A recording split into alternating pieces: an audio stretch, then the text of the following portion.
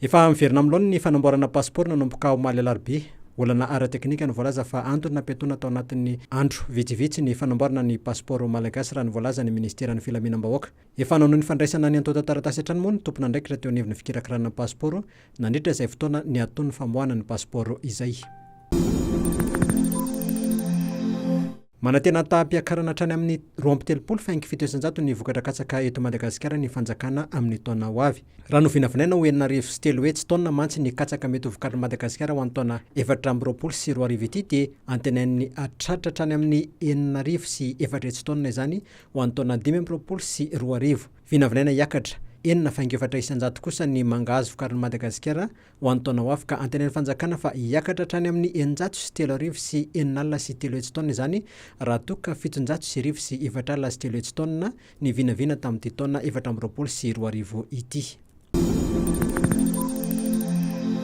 Fa nikadina teny vato omaly ny andiany faharoa amin'ireo biby izay tratra tany Thailande. Raha ny voalaza ministeran'ny tontolo iainana sy fampandrosoana lovanjafy dia varika miisa 230 sy sokatra miisa 230 no tonga teny. Ireo zany no varika sisa tavela tany ankoatra ireo 7 izay efa tonga ny alahady lasa teo. Hiazo avy hatrany toerana voajanahary tokony hisy azy ireto varika ireto raha toka mbola hijanona 4 andro eto Antananarivo kosa ireo sokatra vao apetraka any amin'ny toerana tokony hisy azy ireo.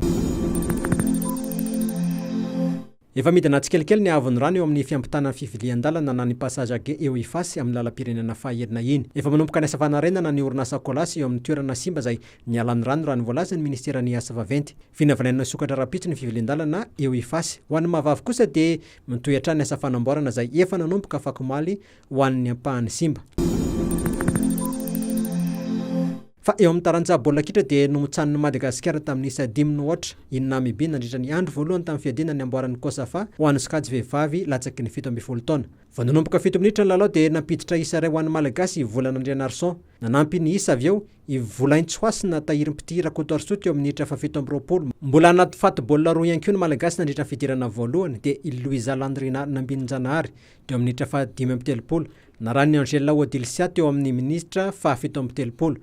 Ziskania Nomenjanahary kosa no napiditra ny baolina 5 tamin'ny fizaram-potoana faharoa teo amin'ny minitra 4:20. Amin'ny sabotsy indray vao heverina kianja ny ekipam-pirenena malagasy izay ifandona amin'ny Malawi.